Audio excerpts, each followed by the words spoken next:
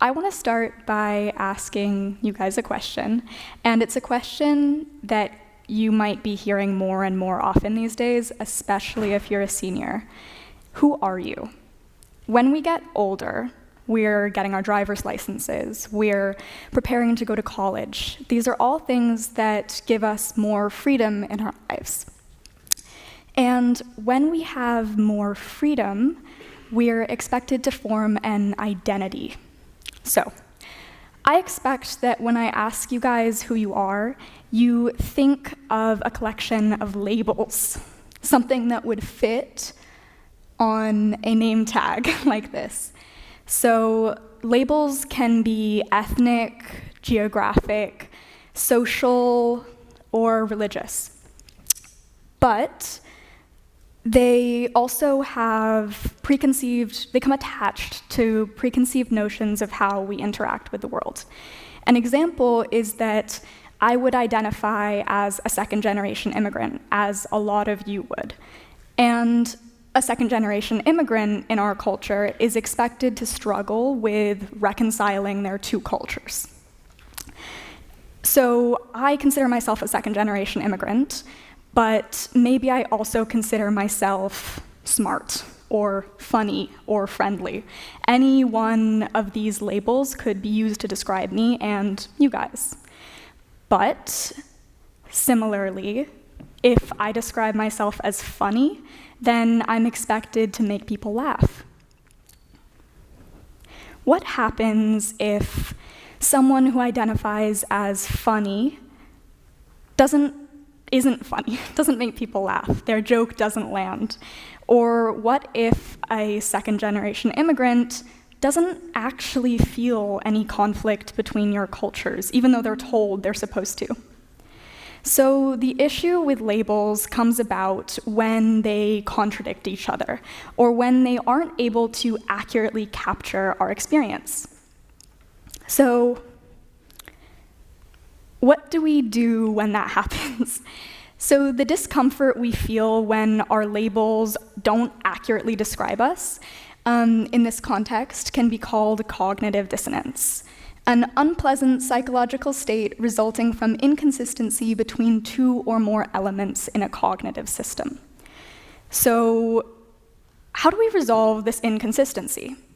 If our instinct when we're asked who we are is to split ourselves up into different roles, identities, and labels, how do we reconcile the competing and sometimes contradictory elements into a coherent whole, something that we need to feel psychologically stable? Because when our identities are threatened, when they feel dissonant, we have no sense of self-esteem. We feel lost or insecure.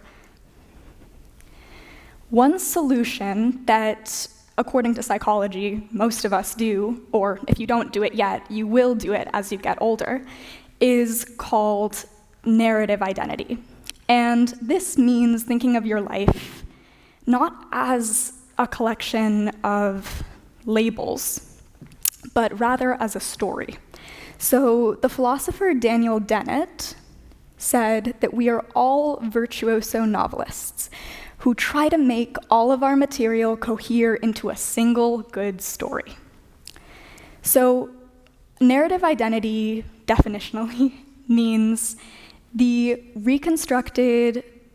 story created from the reconstructed past and imagined future of an individual. And these stories are more than just labels. They integrate the events of our life, the experiences that we've had that make us who we are, into one long story of the self that has a defined narrative arc. So now, I guess you guys are thinking, I've just said that labels are a bad way to think of yourself, but narrative identity is better. It reconciles the contradictory nature of being human into one cohesive narrative. But I want to argue that narrative identity still has drawbacks. It can still make us feel the same way labels do, dissonant, like we don't make sense or we don't know who we are. And I think that those problems are threefold. The first one is, if we're supposed to think of our life as a story, as a narrative, then does that mean that we're supposed to think of our lives with a coherent narrative structure like we see in movies or books? The hero's journey, for example, or the rags to riches adventure, one your parents probably recite daily when you say you got a bad grade on a math test and they say, "We came to America so you could get A's on math tests." If our lives are supposed to follow preconceived narrative structures to make sense, what do we do when life doesn't? Life doesn't have a defined beginning, middle, and ending. It doesn't work that way. It's chaotic. There's never any clues that come together at the end of a murder mystery or a gun that goes off on a mantle. So this is a quote from a personal hero of mine, the late Dr. Paul Farmer. And he spent his life working in developing countries, specifically Haiti, to improve healthcare outcomes. And he says that the way he tells the story of his life and his life's work is a little too neat. He says that he'd like to be able to say that when I was young, I lived in a trailer park, picked fruit with Haitians, got interested in migrant farm workers, and went to Latin America. All true, but not the truth. So what Dr. Farmer is articulating here is that when we start our lives, we have no idea how they're going to end. We rarely know what the next day is going to hold in our lives. So when we try to give our lives narrative, dramatic form, we're accidentally contributing to inauthenticity. So even though all of these things were true, Dr. Farmer, for example, might be selectively ordering and remembering the events of his life so that they make sense to an outside observer. Now, another problem with narrative is that in saying we are living a narrative, we're implicitly saying that we are the main character of that story.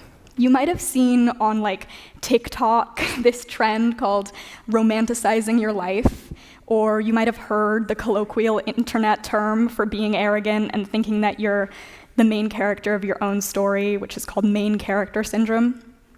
And so when we say my life is a narrative, we're saying we're the main character. And if we're the main character, then who is everybody else? They're implicitly minor characters, side characters. When we center ourselves in a story, we're also indirectly centering the ego. And that's not great, because when we center ourselves in our lives, we lack the ability to be empathetic to other people, to recognize that they are also individuals with coherent stories and long, fulfilling lives. You're thinking of yourself essentially as the Luke Skywalker, and the other people are the stormtroopers that get gunned down on, Hoth, some Star Wars planet. So the final drawback of narrative identity, and all of these problems are very highly interrelated, is that if we tell ourselves an evolving, internalized story constantly, there's always the risk that we might tell ourselves a false story and then integrate every event into our life into this story. An example of this is a narcissist, for example. They are constantly telling themselves a false positive story, making themselves seem better, smarter, more capable than they actually are. But this goes both ways. You can also tell a false negative story. If you have depression or anxiety, this might be familiar to you.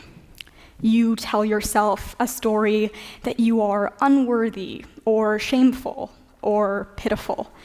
And these narratives are difficult to change. When you start thinking of yourself either from a false positive perspective or a false negative perspective, then you might be stuck there. So how do we resolve these problems? I just gave you 2 ways of thinking about yourself and then said basically that both are bad. But we need an identity, so what are we supposed to do? I do believe that narrative identity is a better way to think of yourself. It does things that labels or categories cannot. In keeping with the theme of this talk, narratives are actually, in my opinion, how resilience is formed. When something bad happens to us, instead of just thinking, this bad thing happened, and I'm bad now, you think, this bad thing happened, and I'm going to be better. So narratives can help us be resilient. They can reconcile all of these conflicting elements of our personalities. They can do more than just splitting ourselves into different roles and categories, something that's not good for us psychologically. I think that the main issue with narrative identity comes down to when we think of ourselves as a story, we're also thinking of ourselves as the author. We forget that both identity and storytelling are cultural processes. They've never belonged to individuals. Identity formation happens through our interactions with and our relationships with other people, with mentors, teachers, parents, and like social psychologist and expert in narrative identity Dan McAdams says, it's not like we go off to some desolate spot in the universe and ponder our identity and come back fully formed. We learn who we are by interacting with other people. So when people think of their life stories and they think of themselves as the author, they forget that they need to involve other people in their stories. If you involve other people in how you think of yourself, in the story you tell about yourself, you're much more likely to have one that authentically and realistically portrays who you are. So the next time that you start to think about who you are and you find yourself engaging in main character syndrome, remember that storytelling is a process that happens in collaboration with other people, as does identity formation. When you think about yourself in relationship to others and not just yourself. And if you don't believe me, which I wouldn't either, you should know that this is backed by psychology.